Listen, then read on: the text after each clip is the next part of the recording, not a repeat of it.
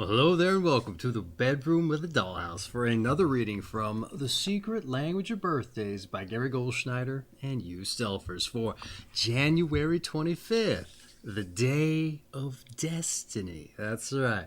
And here at the top of the page is a visual representational image of the Day of Destiny. Well, we have us an image of, what could it be? Boom. It's like a ship's compass. That's right. Hey, a ship's compass. I think that's what it is. I'm guessing. I'm not a sailor by any stretch of the imagination. A marine, though. So, but with no training with ship's compasses. That being said, is that a adequate representation of the Day of Destiny? Hey, I think it stands up. Oftentimes, these things are pretty eclectic. You have to try to figure it out. But that being said, not altogether all too important, the visual representational image. Just want you to have an idea of what I'm looking at here. But what is important is it's January 25th, and hence it's got to be somebody's birthday. So if it's your birthday, I just want to say happy birthday. That's what's important around here. Me wishing you a happy birthday. So if you come here for nothing else, take that away, I hope. That being said, sometimes people find these videos late, so I just want to say I hope you had a happy birthday if that's the case. But for everybody else joining us randomly or ideally to celebrate the January 25th birthday, I want to say hello, welcome, and I hope you enjoy yourself. Now, before I dive in with the book redirect, something I like to do to kick things off, and that is roll some dice. That's right. This is the DykASSt birthday broadcast, so I like to live up to the namesake. Oh, dropped one now. But more importantly, I do it for a synchronicity's sake. And here I rolled, some doubles. It's been a minute since I rolled some doubles. So straight to jail. That's right. Hey, so what is synchronicity? You're probably wondering, well, my friends, a lot of times we get out in the world and we're very narrow or laser focused as we go down our life's path, getting on with the commute to work or just running errands, right? So we're not necessarily picking up on the context of things going on around us. Maybe we're kind of seeing it, but we're not paying too much attention. We kind of got the blinders on, if you like. We're after a purpose. And so as I hear told, the universe or the higher powers that be will put things in our path to help us realize our goals or manifest our aspirations. But if we've got the blinders on, hey, we might not be seeing those signs for what they are. That's right, a little bit of a waypost, if you like. So I bring up synchronicity as a way to kind of, an exercise to take the blinders off. Let yourself see that the universe is putting things down in your path, or at least it's with you on this path. And you do so, that's right, by looking for a sign that we can't help but notice. Your daily numbers. That's right. You're 5 and you're 5 for a 10. That is if you can get out of jail there in any event. So how do you go about implementing this in your life? Well, just take a day or some time to get out into the world. Someplace maybe near and dear to your heart, or someplace you haven't explored before, or whatever the case there. So I like to use the town square as an example. Get out to the town square. Take your dice with you, or a set of dice. Now you don't have to go with the numbers I rolled for you, but it's probably ideal if you roll yourself your own number to take some dice, all right, so that you can ascribe directional values to number sets and time limits with which to go in those directions. But once you get all that figured out, establish yourself a starting point. Hey, get out, do a little meandering. Let the universe take the wheel, all right? Get that direction it's telling you to go, that time limit, and get those blinders off, all right? And start taking in everything around you. You never know, the day might start to take on a theme, or it just might start presenting these numbers for you everywhere. Having said that, let's say this first directional value, time limit, you're not seeing anything of a particular note. Nothing interesting, nothing that grabs at you. No numbers to speak of either. Hey, take a moment, step back, compose yourself, stay eagle-eyed for things. Don't get dissuaded, all right? And maybe you just so happen to notice, hey, you're on 10th Avenue. That's right, or 55th Street, if they go that high. I don't know. It's little things like that you might not notice, but that are right there in front of you sometimes. So roll yourself the dice again for your time limit, directional value, and set off. Maybe at the end of this particular time limit, you come across, the number 10 bus. Hey, could be. But maybe you miss the bus. Maybe it pulls off. dice and you just happen to miss it. Hey, you know what? Again, don't get dissuaded. I'd maybe use that as an example. Say, hey, again, you're on the right path. The universe is just saying, hey, I'm here with you. Maybe roll your dice for a time limit to see in how long to follow that direction that the bus was going in. Hey, you know, maybe you catch up and hey, reach into your pocket and wouldn't you know it, you have perfect change to get on there and ride. Hey, you know what? In a day when folks don't carry change, I would say that's rather synchronous. So get on the bus, maybe roll yourself another time value, and no sooner do you roll the dice, maybe you happen to notice somebody's wearing a sports jersey with the 55 on there. Hey, it could be. Or maybe you notice somebody who stands out in the crowd, an anomaly, if you like. Hey, you know what? You can chase those down too, even if it's a person. Maybe they're wearing a pink watch, say, and everybody else is just wearing blasé colors. Hey, if that stands out to you, I would say wait on the bus until they get off. And hey, perhaps if you don't want just that to be your sign, maybe roll a time value to see how long to follow them for. See where they're going. They're kind of your white rabbit to follow if you like. But hey, let's say they pick up on you following them there. Oh, you shouldn't have been stalking there. Even if I did recommend it in the video here. So, hey, you know what? In that particular kind of case or circumstance, just be very open with what you're doing. Maybe show them this video and show them your dice here. Show them you're not crazy. And they go, that's just insane. And you go, I know it's insane. It's not me. It's this guy on the internet here. You know what? They might say, no, not the whole synchronicity thing. It's my birthday too. That's right. Oh, you might just have that particular kind of synchronicity. I know I often use that example for those of you who might be joining us repeated time there, but hey, you know what? Things like that happen. I think it's the perfect example of synchronicity. And you know what's great about these things is those people might just be apt to join you on this journey. Because I would argue everybody wants a little bit of magic in their life to shake things up just a bit. And you might have just made a new friend. Hey, maybe the universe is putting you on that particular path just so you could meet someone new. That's right. And maybe they join you, and if that's the case, you might just garner or generate even more manifestations of the magic. That's right. So that's kind of the idea out there. Is get out there, notice things. Maybe the day will start to take on a theme. Maybe start noticing compasses everywhere. If we go by the visual representational image, you never know. But that's why you got to be eagle-eyed. Maybe there's something out there that presents that's not a compass. It might be something random, say. So I think you get the idea. Get out there, see, taste, touch, smell, intuit a little bit of the magic, and you'll understand why I brought it up. All right, synchronicity in the can, as it were. Let's get on with the birthday read proper here. Your month is January. Your day, the 25th. Your sign is 4 to 6 degrees Aquarius of the Aquarius I period specifically.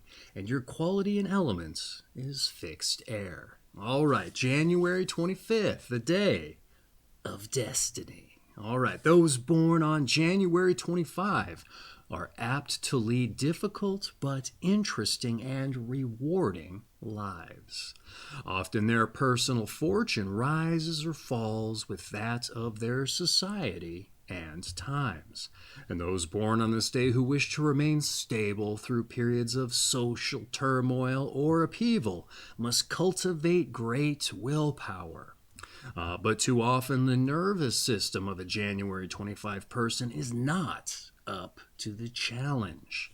More than most individuals, it seems that they are alternately punished and rewarded by fate, apparently without any rhyme or reason. And it is important that they never allow for a victimized mentality, but remain dynamic and active. And not infrequently, January 25 people's problems are at the root self-induced, and because of the demands of a dark side of their personality, finding balance and peace within themselves as well as a suitable creative outlet for their energies are important goals to strive for. And if they can learn to roll with the punches and to not only keep afloat during the worst of storms, but also to stay on course, they may achieve great success. January 25 people often have high ideals and strong beliefs which are repeatedly tested. It is not at all unusual for the less evolved, or the less highly evolved, rather, of this day to succumb to temptation and forsake what they have worked so hard for. The trials and tribulations that all January 25 people undergo are deeply effective in building character. And if those born on this day are able to weather, weather life's buffets and with their heart and soul intact. Let's see. They're able to build character if they're able to buffet those things with their heart and soul intact. I felt like I misread it here. Back to the read. Being born on this day seems to involve a personal kind of survival of the fittest struggle, in which evolutionary theories are revisited on a personal level and affected in a single lifetime. Many January 25 people are blessed with great talents, and some may be considered of a genius caliber. And yet for most, this does not help them much on a personal level. Their interpersonal relationships are often in upheaval, as well as their careers and social life.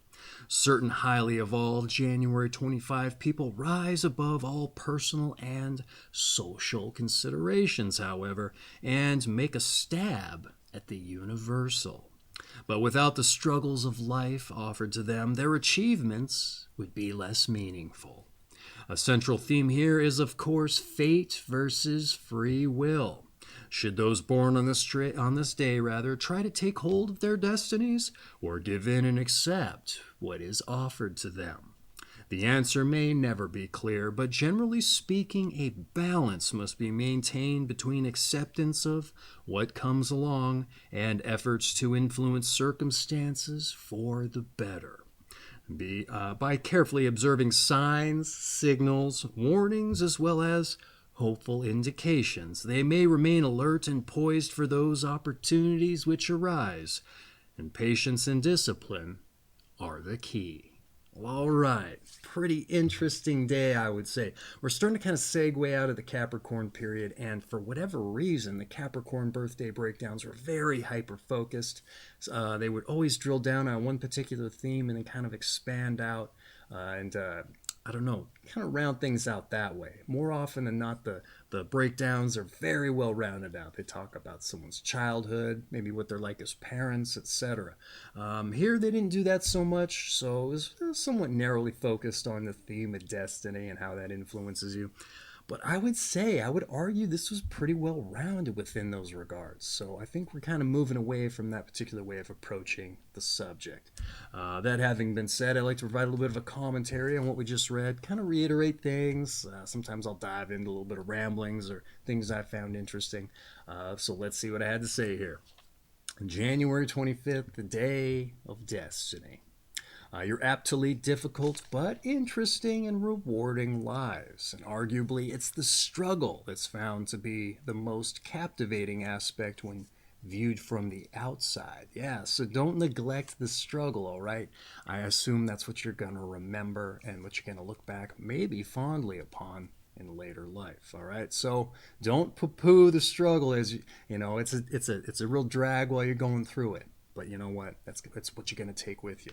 And if my experience in the Marine Corps is anything, you know what? It's those hard times you certainly remember and sometimes look upon fondly. Not that should necessarily be your primary driver.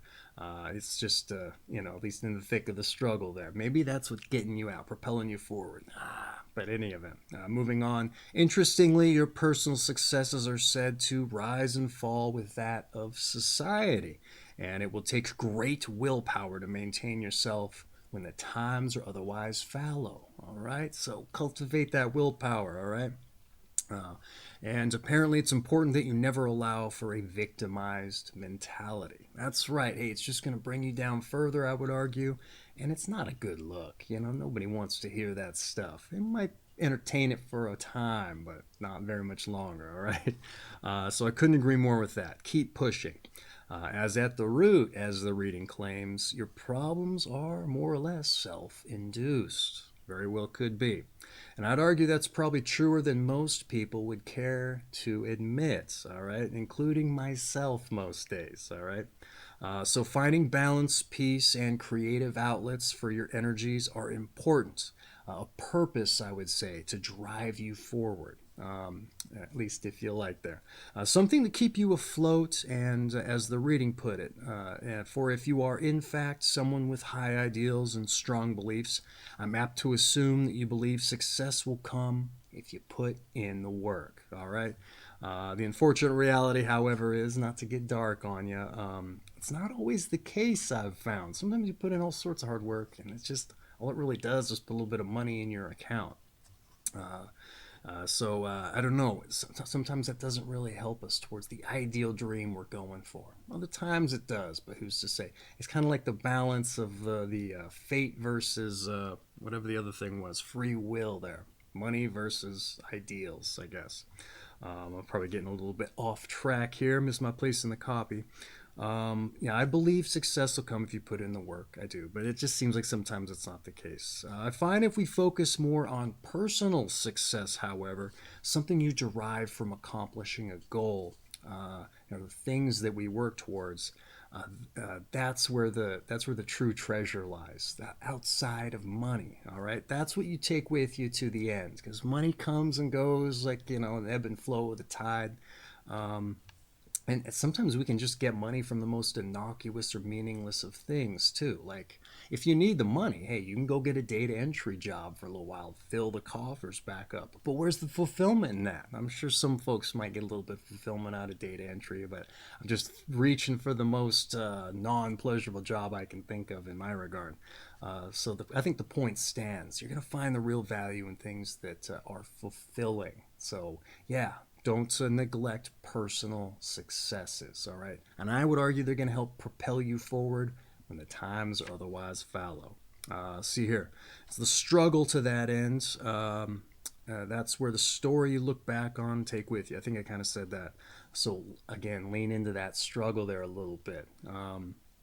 If there's a baked-in survival of the fittest, struggle's said to be part of your personal evolution, too. So, yeah, you're going to endure the struggle. Boom, you're going to build yourself up. Grow those strengths up a little bit more. Now, if something like that presents again, hey, it's just further fuel to know you're going to get over it. And you might even take some tools with you on how to better get through it as well. So it says you also possess great talent and genius, to include character and resolve. All right. So this is kind of interesting insofar as it's confusing where this darker element works in if you've got all those things going for you. Obviously, it doesn't matter if you've got all those things going for you, because dark times are still going to come in. But it's kind of interesting that even though you got all those characteristics, that, yeah, life happens, right? So a little bit of a, ramble there, but I wrote a little bit more in the book. Let's see what I'd say here. I agree your achievements and your goals are going to mean more if they're hard fought for. But yes, stay alert during those fallow times. You may want to be able to surf your wave when the ebb comes in, or when the ebb goes out and turns into a flow, all right? But you got to do the paddling to get out to that wave, right? You can't be surfing from the shore. I mean, you can kind of watch vicariously, but you're not living it in that case. So yeah, you got to put in that paddle work to get out to the potential wave. And sometimes you miss them, right? Sometimes you miss them. Well, you just got to turn back around, give it another try. That's right. Sticking with a little bit of a nautical theme. I don't know if you picked up on that. With the compass there, if you like. That having been said, that's been your breakdown, what I had to say about it. A little disjointed, but I think I did all right in relating my points, because I did go off the copy a bit there. But hopefully you took some kind of value from it. But let's move on to your numbers and your planets. All right.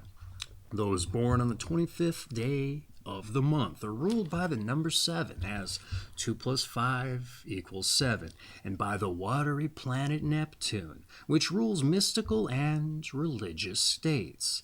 And the connection between Neptune and Uranus, the ruler of Aquarius, can bring enormous change and instability into the lives of January 25 people.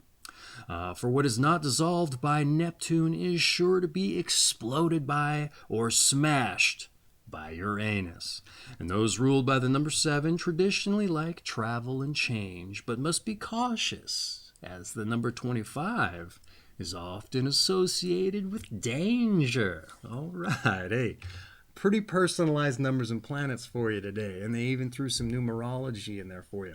That's not something that they really expand upon very much, or expound upon, if you like. So there's not much I can say about the numerology to that end. So it just comes up so seldom, and they don't really provide any kind of context or further information. But hey, let's dive in with what I had to say about the numbers and planets. Number 7 in the watery planet Neptune. Which typically rules dreams and visions, but for you specifically, or because the authors wanted to shake up the copy, mystical and religious states. All right, and the connection between Neptune and Uranus, the erratic, explosive planet Uranus, which tends to shake up all the planetary energies going on, imparts an individualistic, rebellious, spontaneous, and impulsive kind of energy. And therein shakes up the effects of the other planets, like I said. Or for you, it is said to hence bring enormous change and instability. Neptune individuals are often said to have their head in the clouds, the dreams and visions, if you like. Earthly material matters, something otherwise difficult for them to concentrate or concern themselves with to that end. And based on the reading, Uranus may make such qualities even more difficult. All right. And having said that, you may traditionally like change and travel based on the number 27, but you got to be careful of that danger, like they said with 25. Once again, I kind of went over it already. They don't really usually get into the numerology too much. But hey, if that's something you find a little bit interesting, hey, take a look. There's plenty of it out there to be found. It's just so much more research than I have time to do, and I just want to get these birthdays out to folks, so I tend to just go with what's in the book. That having been said, that's your numbers and your planets, so let's move on to your tarot. All right, your tarot. The 7th card of the major arcana is the Chariot, all right, which shows a triumphant figure moving through the world, manifesting his physical presence in a dynamic way. And the card may be interpreted to mean that no matter how narrow or precarious the correct path, one must continue on. All right, the good side of this card posits success, talent, and efficiency, but the bad side suggests a dictatorial attitude and a poor sense of direction. All right, and this one was a total copy-paste job. They didn't really personalize it for you. Typically how the tarot goes. Sometimes they'll throw in a little bit of an ancillary type of comment there, but here nor there. I'll make up for it because I said a little bit here. Though I do reiterate just a bit here. The Chariot, the triumphant figure moving through life and manifesting physical presence in a dynamic way. All right, suggesting one must continue on the path no matter the danger. And I'd say that lines up with the read specifically there. From a Neptune standpoint, considering the physical presence in a dynamic way, there's a little bit of a disconnect since Neptune's the dreams and planets. That said, I think it's a very apt card insofar as this dedication to life's path, all right?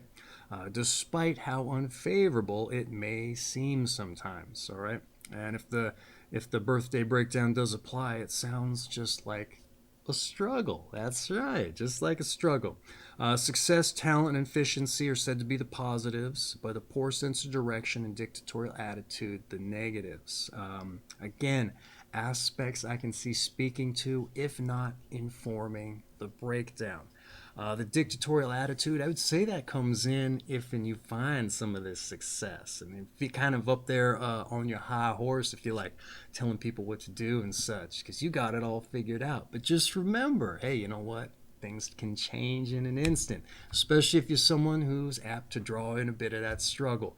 So I would say stay humble, avoid that dictatorial attitude. A lot of times these cards say they bring on self-destruction at one's own hands, so you don't want that to be the case. And it's never good to arouse antagonism with other people, because you never know. They might be out there to help you in the future. But if you burn that bridge, no help is coming your way. You're going to have to err on the fact that maybe they're a little bit more giving than you assumed they may be. And that's not always the case. But in any event, hey, I've been going long.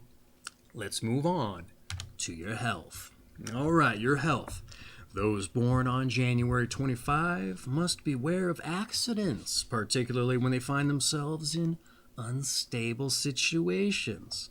Furthermore, they can be easily discouraged and fall into states of depression when they see things are going against them. It is very important to their health that they keep a positive attitude toward themselves and their surroundings. Problems with the circulatory system may arise, particularly as they grow older, and perhaps resulting in Alzheimer's disease or other senility syndromes. Probably the best ways to combat these difficulties is to remain mentally active throughout life, but also minimize cardiovascular damage through dietary controls and elimination of toxic substances such as nicotine. Remaining physically active is also crucial, and vigorous exercise is recommended. Care must be taken with animal fat, dairy, and overconsumption of protein in the diet. Positive life expressions of a sensual and sexual nature are also encouraged. All right, pretty highly specific health entry today. Most of them are, but you know what? Sometimes they aren't. Sometimes a very broad stroke, and they don't say much of anything. What do we have here? Just wanted to make sure I didn't put some notes in the books. Didn't want to make sure. All right, here we go. Beware of accidents. You know, I haven't seen this one in the health for some time, and it usually pops up with Mercury folks because they're real quick and fast and ready for change and travel and such. You got a little bit of this, and so maybe be mindful of the accidents there. Let's see, what else do they have? You can also get easily discouraged, and they warned of getting depressed. Understandable with the baked-in struggles, especially if you're susceptible to as much. But maybe take solace in the fact that that's just part of the process for you. All right. A lot of times we have a little bit of a denial insofar as like, it's got to get better. You know what? Sometimes if we just accept the things the way they are, maybe just assume it's just for us specifically, we can then move on and just deal with it as it comes up. Easy to say, not as easy to do, but you know, I think the idea still has some merit. But staying positive, they said, yes, it's a huge driver on one's health. Circulatory system problems are also said to arise for you, and that's an Aquarius body area, so it makes sense that they would incorporate that. How that relates to Alzheimer's, however, that's a new one, and I'm not sure I know. But remaining mentally active is still a recommendation for that, as far as I know. Even though this book was written in 1994, it's interesting that so long ago that was kind of on the horizon there. That being said about nicotine, though, I've seen studies that say nicotine is actually good for cognitive issues there and might prevent Alzheimer's. So I'm assuming the toxicity aspect more in line with the tobacco use there. But who's to say? Don't take my word on that. Take a look at it yourself there if that's something that interests you. And it may have evolved since 1994. Who's to say? I just found it interesting that they said the nicotine itself was toxic, if assuming you take too much of it there too. Moving on, they said vigorous exercise is important for you. And I would probably argue that that's because of the Neptune rulership. Like I said, a lot of times Neptune folks have their heads up in the clouds. I didn't get too much of that for you based on the breakdown. But I argue they do that to bring you down to earth so you can stay grounded. That is, if you get kind of dreamy there. So I see that come up time and again, the vigorous exercise. And they do mention it helps ground folks, so maybe that's why they mention that for you. Animal fat, dairy, and overconsumption of protein largely sounds like a Capricorn diet. And I say that because Capricorn folks also had veins as a body area. And so they mentioned diets that got cholesterol out of there for you. With Aquarius, it more seems to be focused on the risk of stroke and embolism and such. And so, maybe get you some compression socks there. None of that really came up over Capricorn period as far as I can recall. It's just the cholesterol focus. So mind the strokes there, varicose veins and such. But in any event, that's been your health. So let's move on to some advice. All right, it's your advice here. Never give up. All right, Recognize what is happening and confront the truth of the situation, but keep fighting for yourself. Learn when to push, when to pull, and when to do nothing. And keep your spirits high and your eyes on the future. Change can be a friend. All right. Very interesting. I would say this is very good advice for you specifically. For anybody, really, quite honestly. What did I have to say here? They said never give up, identify what's happening, and keep fighting. And I said accepting things will be a struggle is a large part of it, I think. All right, and I kind of touched on that. Identify it, accept it, and then you can move on with things. All right, maybe even use it as a tool if you figure out that balance. And then move on from it. All right, here. So it's not as much of a hindrance on you, if you like. Okay.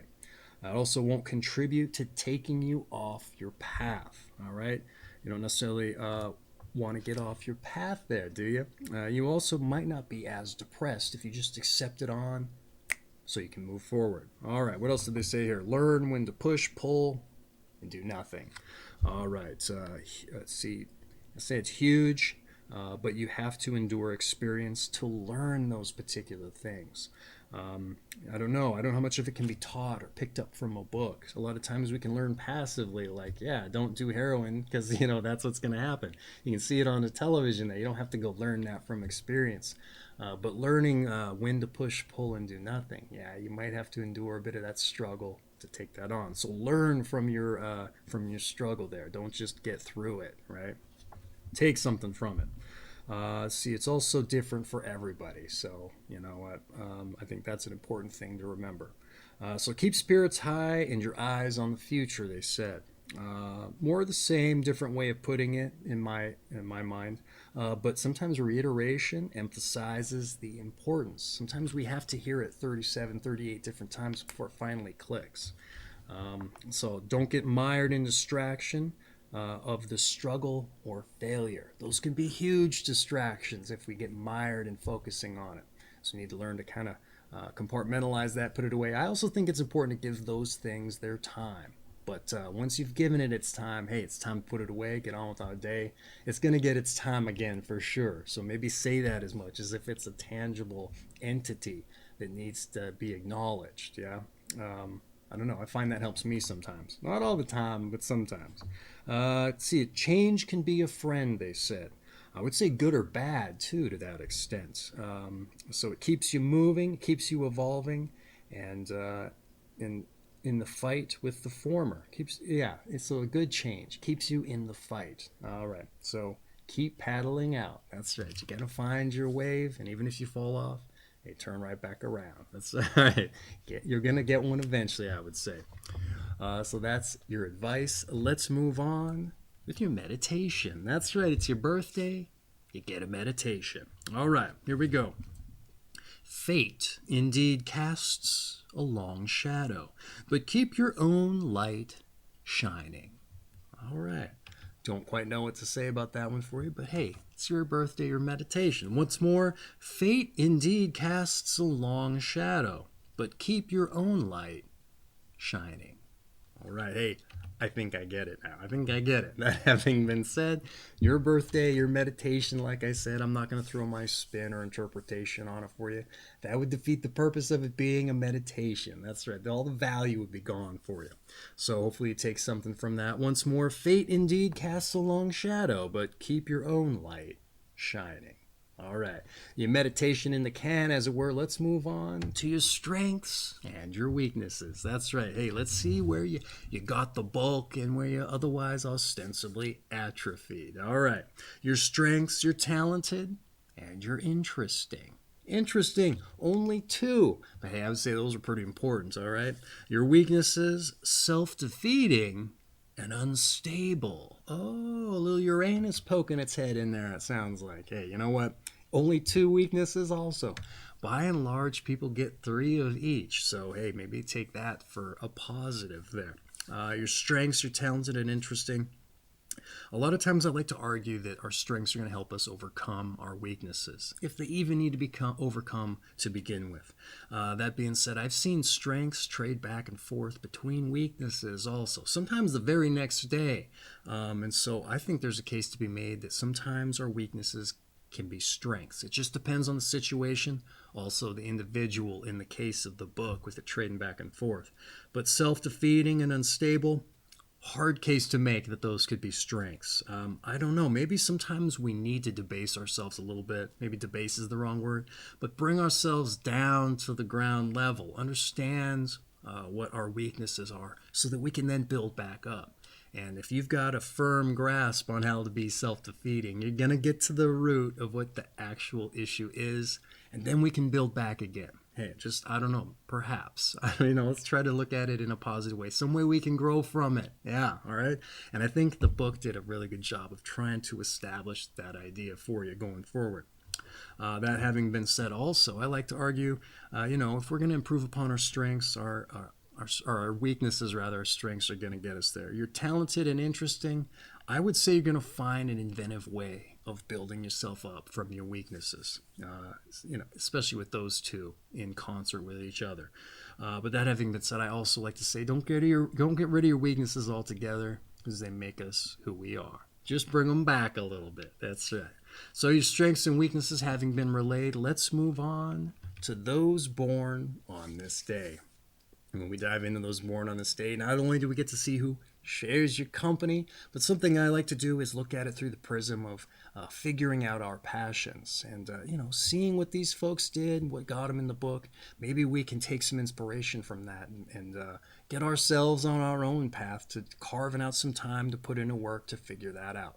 Because all too often I get out in the world and meet individuals and ask them what they do, and more importantly, if they like it. And they don't. That's right. They haven't. They're doing that rote data entry job that puts money in the coffers and keeps a roof over the head.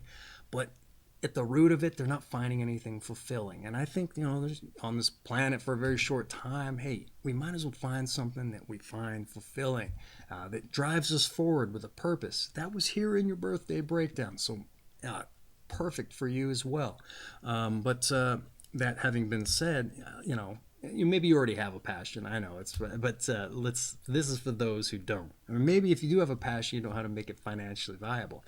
So I think this is the perfect opportunity just to see what other people did to make that reality. Now, who's to say it was their passion that got them in the book? But you know what? Let's assume it was, so that we can maybe rekindle the fires, get us driving down the track of figuring out our passions. Because if there's anything I can wish for you today on your birthday, it's that you're on the path to doing as much. Because your life should be fulfilling. We should be jumping out of bed, doing backflips to get on with our day. Eager, if you like. So yeah, let's dive into it. I'm all over the place, but I think you get the point.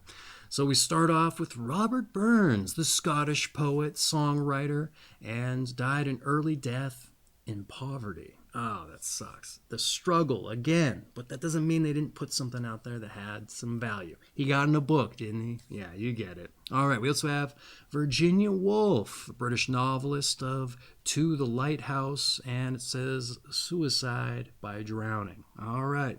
They mentioned depression in there too, didn't they? Figure out a way to rise above it. We have W. Somerset Maugham, a British short story writer, a playwright, and a novelist of The Razor's Edge. I wonder if that's the movie that Bill Murray did there. Very interesting change of character for him. We have Corazon Aquino, Philippine president, and unseated Marcos, it says. We also have Antonio Carlos Jobim, or Jobim perhaps, a Brazilian bossa nova king and a songwriter, guitarist, pianist, arranger, and a singer. We also have Benedict Arnold, here we go, American Revolutionary War general and the first hero then trader, and escaped to live in exile. We have Etta James, the R&B singer. We also have Edward Shevardnadze, a USSR foreign minister and resigned, and also a Georgian president. We have Wilhelm Furtwängler, a German conductor of the Berlin Philharmonic. We also have Maud Wood Park, a suffragist, the first president of the League of Women Voters. We also have Robert Boyle, a British chemist, physicist, and formulated the gas law. We also have Jacqueline Duprez, perhaps, British cellist, a tragic early death from MS. There we go. Some more struggle entering in here. We have Youssef Chalahain, Egyptian film director of Alexandria Y. Alexandria Y. We also have Paul Henry Spake, Belgian NATO Secretary General. And we also have Mildred Dunock, stage and film actress. Lou the Toe Graza, football tackle, place kicker, and a 6-time All-Pro. We also have Edward E. David Jr., a computer scientist and presidential advisor. John Calder, British publisher and a critic. Vito Musso, a jazz saxophonist and a clarinetist, also a band leader. And finally, Edwin Newman, a TV journalist. All right, hey, those born on this day. I know it's a big-ass hard sell to try and take inspiration from somebody else's passions. But hey, maybe me putting the bug in your ear about as much just help you fuel the fires of inspiration. That's the hope, anyhow. That having been said, I butchered a few names in there, so let's make up for it on my side of things. It's not done in malice. It's just hooked on phonics. Doesn't always work for me with the names there sometimes.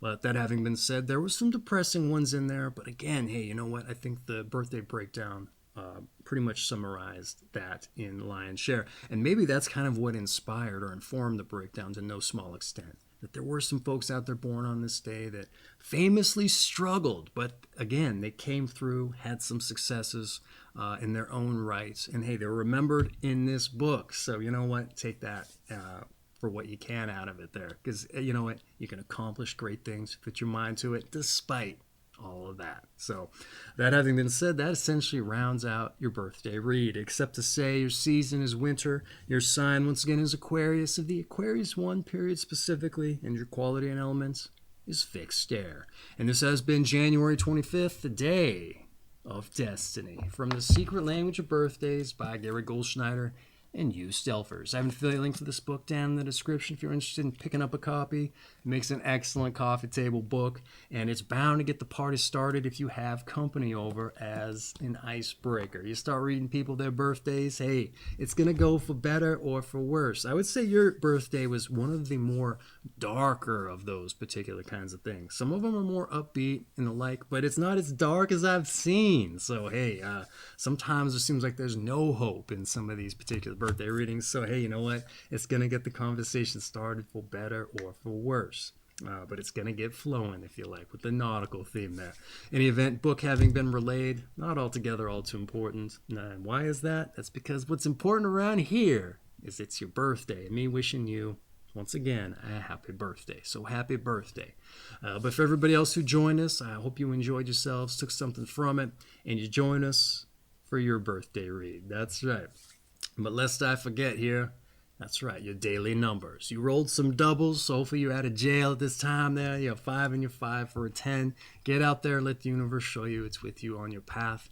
And you see, taste, touch, smell, intuit, even a little bit of the magic. I think you understand why I suggested it for you. That's right. Get out there, get some of that vigorous exercise they talked about at the very least. So, but having said all of that, I just want to thank you for the pleasure of your time and the privilege of sharing your birthday with you.